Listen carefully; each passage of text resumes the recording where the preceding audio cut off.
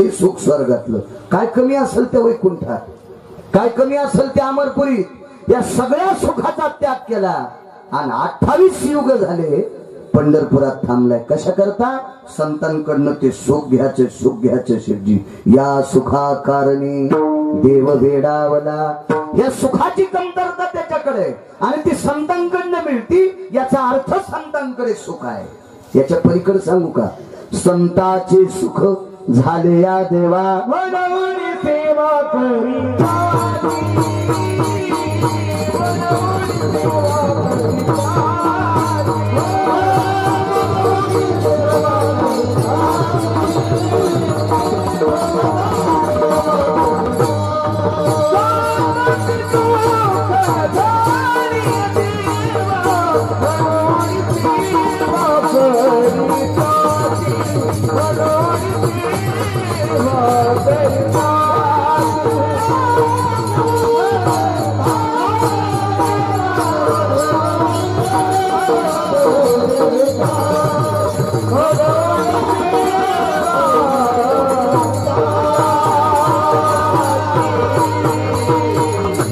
संताचे सुख झाले या देवा, मनोनी सेवा करी त्यांची.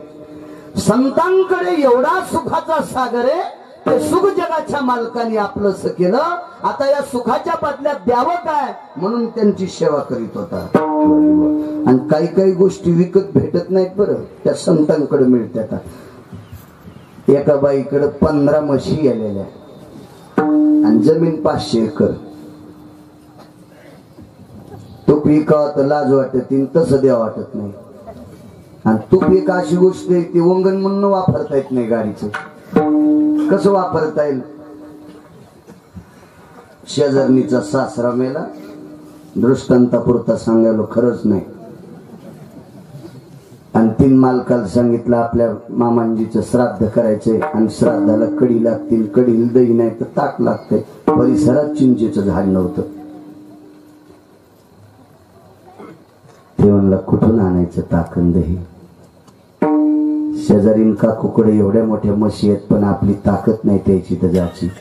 ती म्हणली दही तर आपल्याला देईनच पण पित्राला तूप सुद्धा आणते. पागल झालीस का काय? म्हणे 650 रुपये किलोचं लोन कळायचं तू, पण आपली ताकद आहे का विकत घ्यायची? तुम्ही शांत बसा.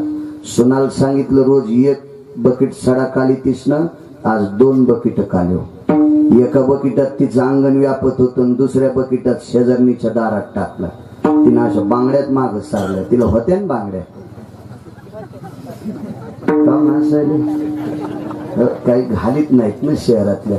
एक जण म्हणला महाराज मी बायको बांगड्याच घाली ना. म्हणलं मग याचं औषध माझ्याकडे थोडंच आहे. नाही म्हणलं ती घालीच न.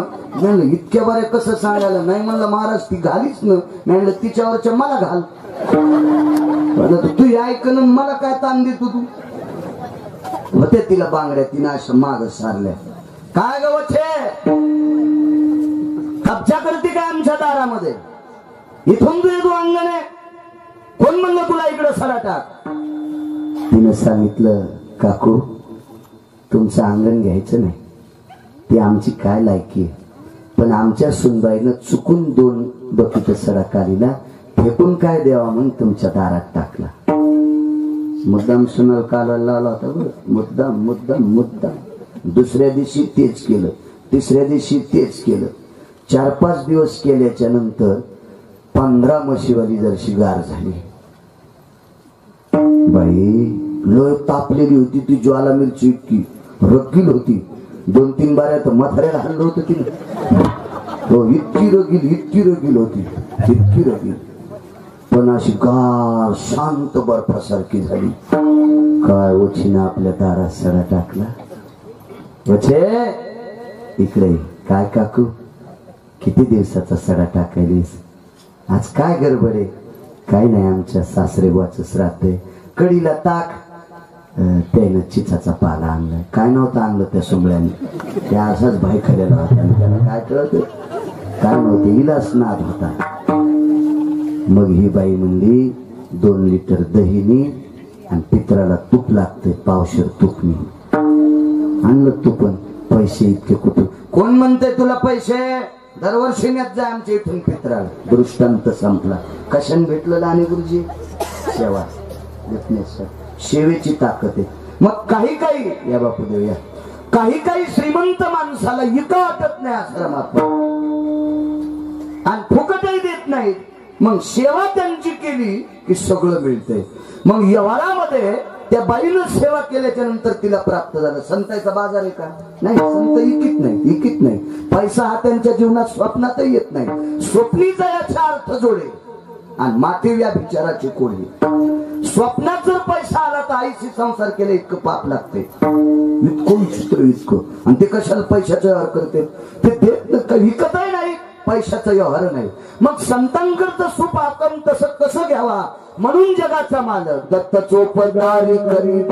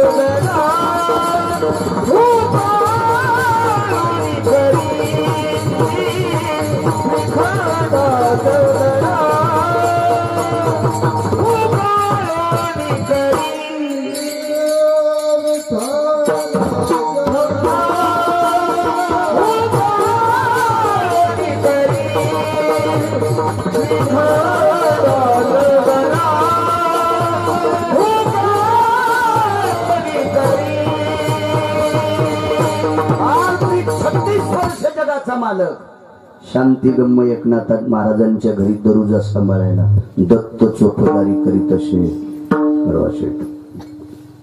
36 वर्ष विश्वाचा मालक. 10-5 कोटी ज्याची बँकेत आहेत त्या सोमळ्याला मालक नसतील म्हणे. मालक त्याला म्हणायचंय अडळकरजी. सूर्य ज्याच्या कृपेने तापतो, चंद्राचा शीतल प्रकाश ज्याच्या कृपेने, झाडाचं पान ज्याच्या सत्तेशिवाय हलत नाही, त्याला जगाचा मालक म्हणायचं. त्याला जगाचा मालक. या सर्व सत्तेची ताकद त्याच्या ते त्याला मालक म्हणायचं. आणि तो ब्रह्मांडाचा मालक 36 वर्ष नाथांच्या घरी का? सुखाची प्राप्ती करण्यासाठी. म्हणून सेवा करी त्यांची. सिद्धांत 1 चार्वाकाचा संपला की तो म्हणत होता संतांकडे सुख आहे का?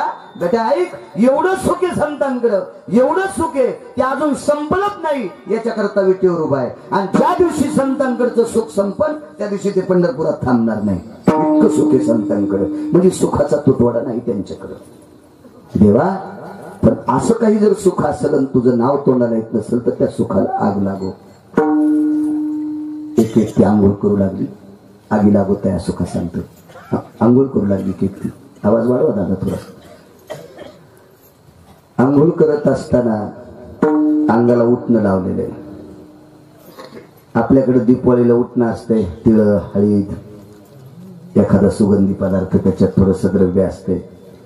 पण त्या व्यक्तीला स्नाना करता इतकं सुगंधी द्रव्य गोड होतं, इतकं सुगंधी द्रव्य की मला तरी वाटतंय भारतात तरी तितकं ओरिजिनल उठणं कोणाला भेटत नसेल. विलेपन भवस्थिती जाय कृतो संग चारु हासना जना केशर भवती ती कस्तुरी यती संग भवालेपनंगयो चंदनस्तु भवयतो जयानमे बावनिया भव जन जयो मलयानि रुयनि अस्तु जनप्रिय सकल विभव जन जन हरिद्रायति भव सकल जना हरिद्रायति भव सकल जना हरिद्रायति भव सकल केशर कस्तुरी मलयानळू चंदने हे तरी सापडल, पण बावनिया चंदन सापडत नाही. शनैक बुंद शीतल करी उकळत्या तेलामध्ये थोडस टाकलं की तेल बर्फा इतकं थंड होते. ही ज्या चंदनात ताकद आहे त्याला पावनीय चंदन. आणि याचं उठणं अंगाला लावायला, बसायला पाठ सुद्धा त्याच चंदनाचा. सोन्याच्या फिरक्या. आंघोळ घालायला बायका किती ऐकायचं? 300.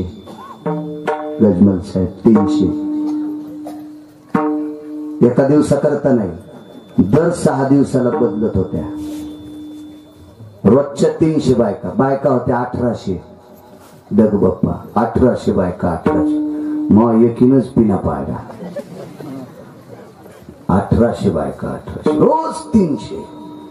त्या काय आपल्या बायकासारख्या थोडी पाहती कवाडाकडून चलती भितडाकडे.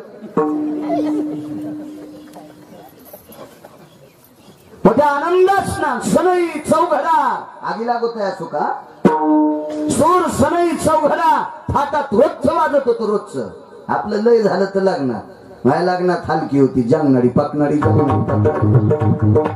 पकवाद नसतो वाजत रे हलकी वाणी. हिशाबाद चलू दे. जिल्ह्यापेक्षा तालुका मोठा झाला की सुधरत नसतं कलेक्टरला कुठं बसावं. हलकी हलकीच असती. उद्या वाजन एखाद्या वेळेस कशी पांगण्यात वाजत उद्या तर. हलकीला पण 5-6 बोला असते. एक सांगू का? विठ्ठला विठ्ठला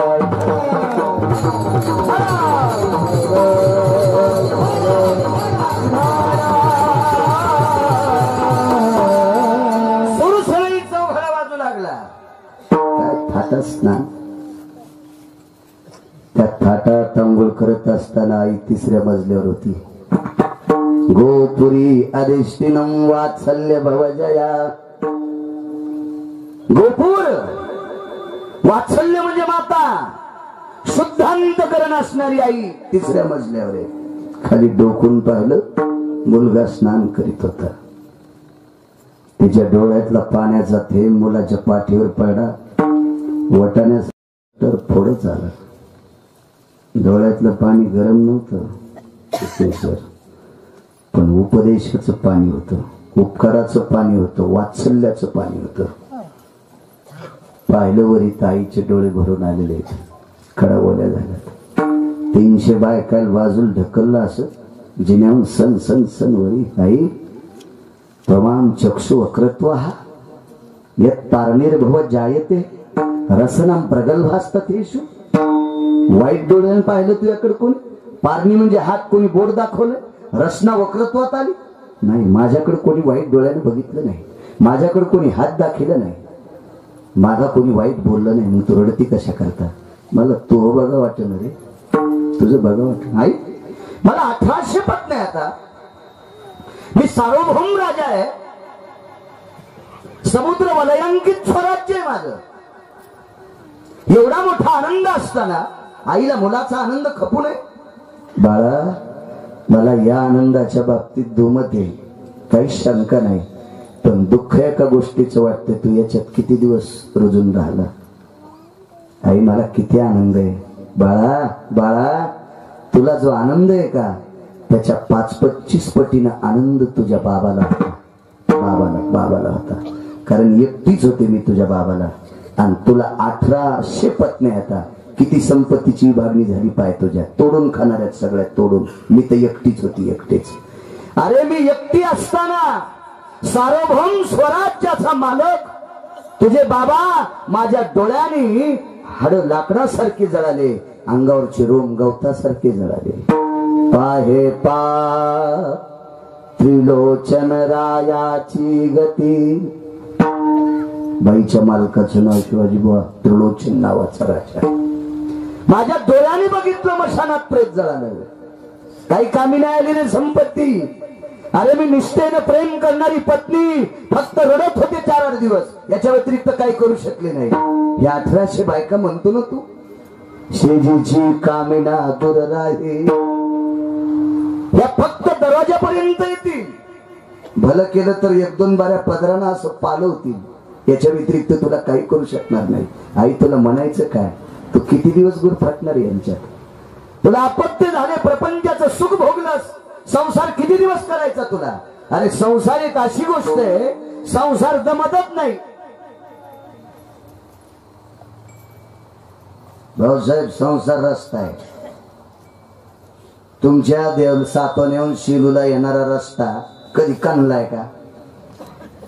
आनंद आहे आपण शेठजी म्हणला का रस्ता 15 दिवसाकरता वाहनं बंद करा, कारण मी फार थकलेलोय, अद्याप नाही. उलट या रस्त्यानं जाणारे हजारो मेले, कितीतरी गाड्या चुरा झाल्या, म्हणजे मर्यादा संपून, पण ते रस्ता दमला नाही. तसाच संसार आहे. तू किती दिवस करणार आहेस प्रपंच? तुला 1800 बायकांचं सुख वाटतंय. चित्रकेतूला 1 कोटी होत्या, रावणाला 80,000 होत्या, जनकाला 1200 होत्या, दशरथाला 703 होत्या, तुला 1800 होता. तुला एवढं मोठं वाटतंय? आई म्हणणं काय? काही नाही. हे सुख सोडून दे आणि त्या विटेवरच्या मालकाचं भजन कर. वल्या कपड्यानं जसा वरी गेला तशीच भगवी लंगोटी नेसून खाली निघलो. म्हणलं आई देव देव करायला. आईने सांगितलं असा देव देव होत नाही, जिच्यासोबत पहिलं लग्न केलं तिला माय म्हणून भिक्षा माग. तर बायकोला माय म्हणून भिक्षा मागणं म्हणजे त्याला डोळे किती चांगले लागतील. दुसऱ्याच्या बघितल्यावर पोटात डबा उठवतो, तो बायकोला माय म्हणतो का? पण तो राजा राजाच होता, राजाच होता. 3 पदराची झोळी केली आणि प्रथम पद केलं भिक्षां देहि तत्रां सदेहस्त वात्सल्यां भवाहा. वात्सल्य म्हणजे माय, कारण ते आयुष्य भेटत नसते. बायकोला माय म्हणून भिक्षा मागितली. ओक्सा बक्षी रडत होत्या. आगीला होत्या सुखा सांगतोय. आणि आईचं दर्शन घेतलं, निघून गेला. त्या आईचं नाव होतं मैनावती. मुलाचं नाव गोपीचंद, त्याच्या मुलाचं नाव मुक्तचंद. मुक्तचंद मुक्तचंदाला राज्यावर बसवलं आणि आपण तीर्थयात्रेकरता भगवंताचं भजन करीत करीत निघाला. मुक्काम पडला एका ठिकाणी. वाट सुरू रस्त्यात होत. त्याने विचार केला गाव बरंच लांब आहे, महाराज झाडाखाली झोपले, आपल्याला यांचा आसरा भेटावा. राजवाडीकर आसरा भेटावा आपल्याला म्हणून महाराजाच्या बाजूला त्याने वळकटी टाकली. वळकटी टाकल्याच्या नंतर महाराजाला बोलू लागलं तर महाराज विरक्त होता. विरक्त विरक्त ते काही बोलू नाही गेले. पण याने विचार केला आपण हातपाय दाबावा महाराजाचे. हातपाय दाबू लागलं. ते वाट सुरू महाराजाचे. कुठले आहेत महाराज? ते म्हणला विश्वची माझे घर. घर कशाचं आहे? बहता पाणी फिरता साधू, पाण्यान वाहत राहा आणि साधून फिरत राहा. पाण्यानं जर वाहन बंद केलं तर शेवाळ येते. एका जागेवर थांबलं की शेवाळ येते. आणि साधू एका जागेवर थांबलं की कुठं नाही करतो.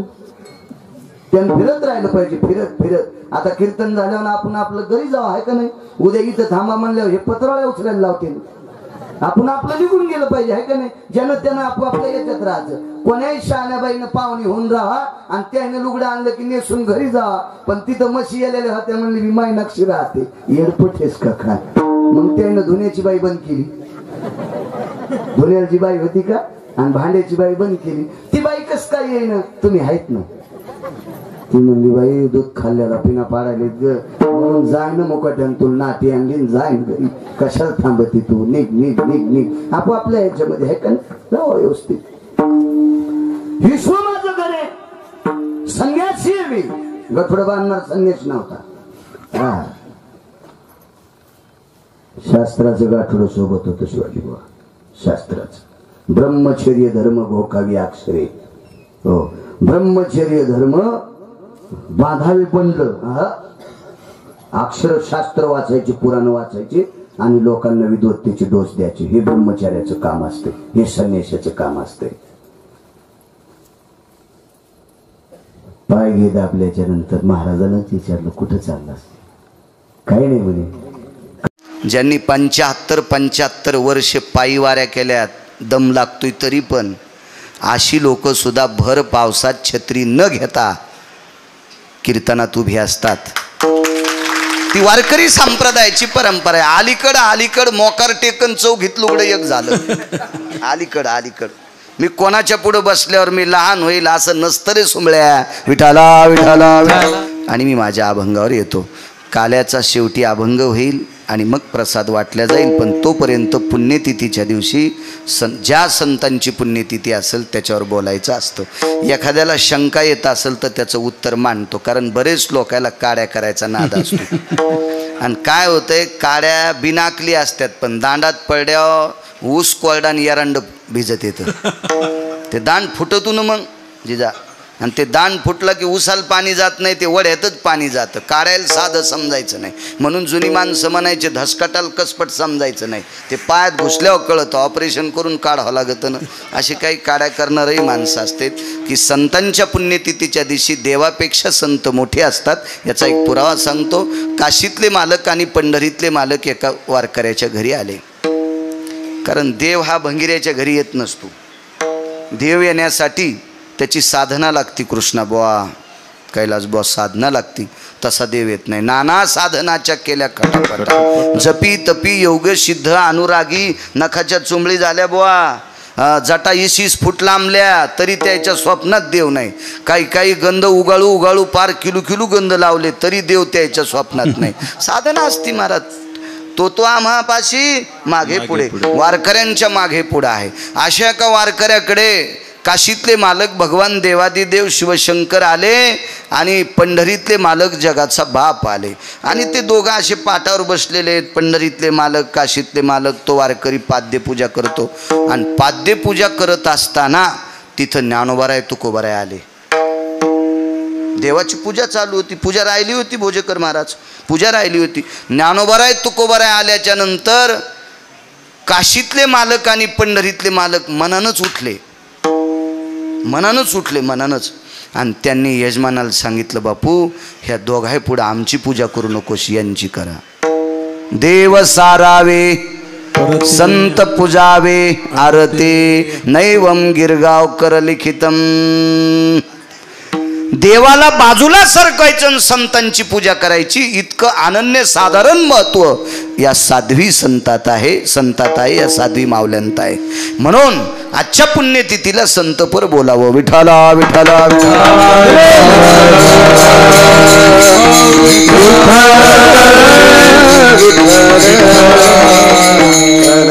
काय त्यांचा महिमा वारंवार. असं काय असेल की संतांच्या बाबतीत निळोबाराय आश्चर्यकारक शब्द वापरतात. मी किती वर्णन करू, काय वर्णन करू, काय सांगू.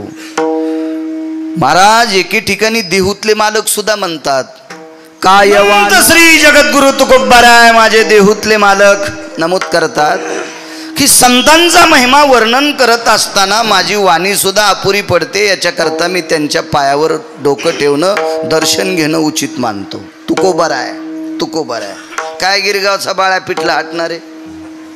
जिथं तुकोबाराय या संतांच्या चरणावर डोकं ठेवतात तिथं मी काय सांगणार आहे. जिथं निळोबाराय म्हणतात मी काय वर्णन करू, त्यार्थी मी काय सांगणार आहे. तुम्ही मला आशीर्वाद द्या. आणि साध्वी मातोश्री पूज्यश्री माऊली मला आशीर्वाद देत्याल, त्याच्यावर मी बोलेल. एवढा मोठा संतांचा अधिकार या साध्वी माऊल्यांचा अधिकार आहे.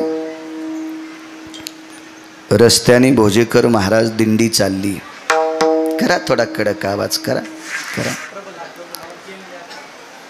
दिंडी चालली. ती दिंडीच होती. काही दिंड्यांना दिंड्या म्हणताना पण लाज वाटते. त्याच्यात हलकी वाजती, बया नाचत्या. मी पाहतो ना सोहळ्यात जातो, मला चालायला काही त्रास नाही.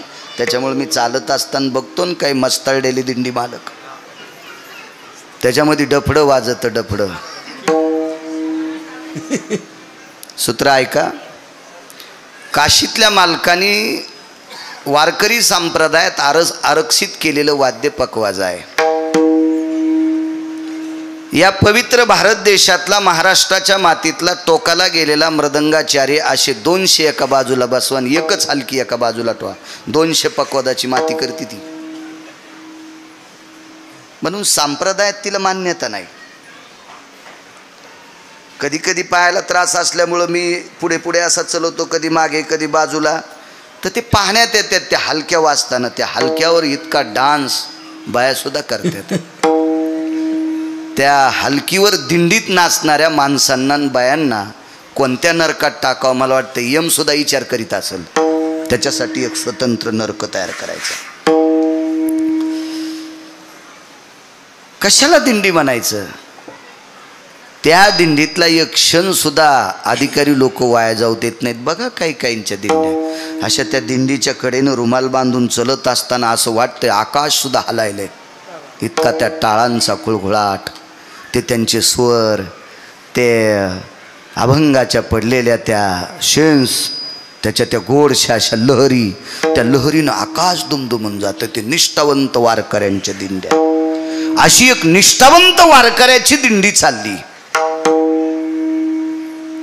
आणि ती दिंडी गावाच्या कडेनं जात असताना गावाच्या कडेला एक केर टाकायचं ठिकाण, त्याला आपण उकांडा, उकिरडा, शुद्ध भाषेत उकिरडा, आडनाव नाही बरं, तुम्ही उकिरडे येत, हो उकिरडा किंवा उकांडा असं म्हणतो आपण.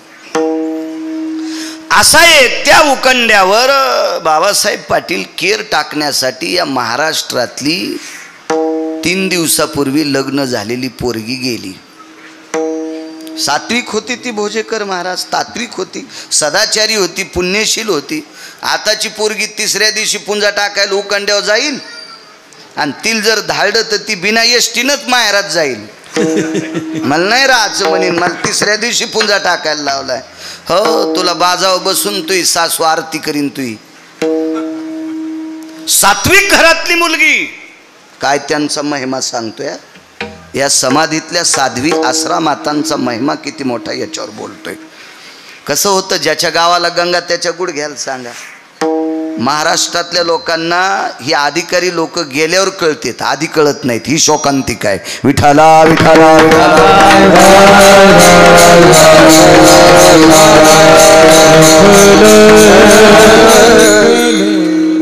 त्या दिवशी त्यांच्याकडे सत्यनारायणाची पूजा होती. आदल्या दिवशी दिवसभर परिसरातल्या देवदेवता, कुलदेवता, स्थापित देवता असतात ना गावाच्या कडेला, या सर्व देवतेची, ग्रामदेवता सगळ्यांची दर्शनं घेतली. आणि दुसऱ्या दिवशी आपल्या भारतीय संस्कृतीनुसार, आपल्या वैदिक संस्कृतीमध्ये सत्यनारायणाची पूजा करत असतात. ती पूजा आटपली. काय भावकीतली 10, 5, 100, 200 माणसं जेवली असतील. जुना काळ आहे तो, फार जुना काळ. तेवढी माणसं जेवली, सगळ्यांची पात्र उचलली, एका टोपल्यात टाकली, त्याच्या 2-3 खेपा उकिरड्यावर केल्या, अंगण झाडलं. 3, 3:30, 4 वाजता. त्यावेळेला उन्हाळ्याचे दिवस होती. घरात अशी बाकीची सगळी आराम करत होती. जोडणी असेल, माळदाचं घर असेल.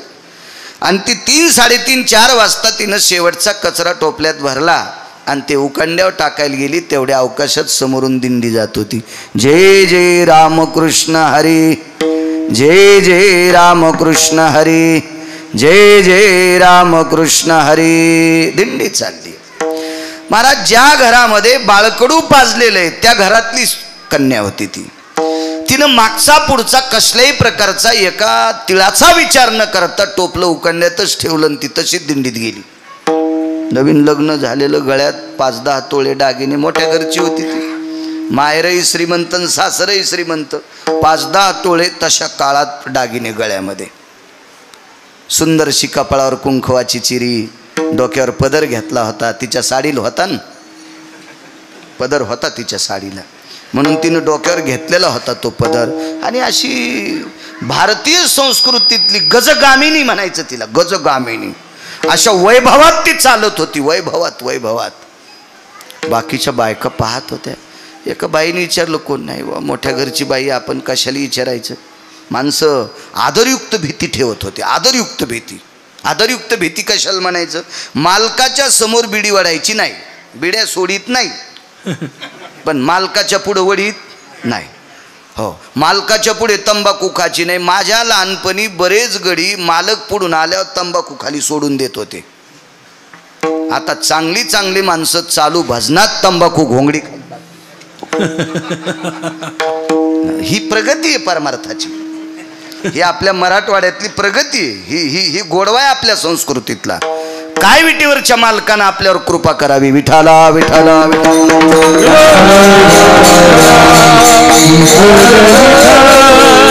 पूर्ण दिवस गेले. परत आली. महिना महिना श्रावण होता बरं भोजेकर महाराज, श्रावण मास होता, श्रावण मास. आणि त्या श्रावण मासात मी अगोदर बोलून गेलो तुम्हाला, उन्हाळा, पण माफी मागतोय, महिना श्रावणातला होता. दिंडीच्या बाबतीत चौकशी आत्तापर्यंत मला त्याची माहिती मिळाली नाही, त्याच्याकरता सांगणार नाही. जे गोष्ट माहीत नाही का, बिना बुडाचं टोपलं कवरं हालत असतं भास्करांना, त्याच्यामुळे टोपल्याला बुड असलं पाहिजे, बुड असलं पाहिजे. आपल्याला माहिती नाही, एखाद्याने विचारलं ती कोणाची दिंडी होती तर हवा निघणं, त्याच्या दिंडी होती इतकं माहिती. त्या दिंडीचे प्रमुख कोण होते, त्या दिंडीतले महाराज कोण होते. महाराज अशा पवित्र साधूच्या दिंडीत गेल्याच्या नंतर हिला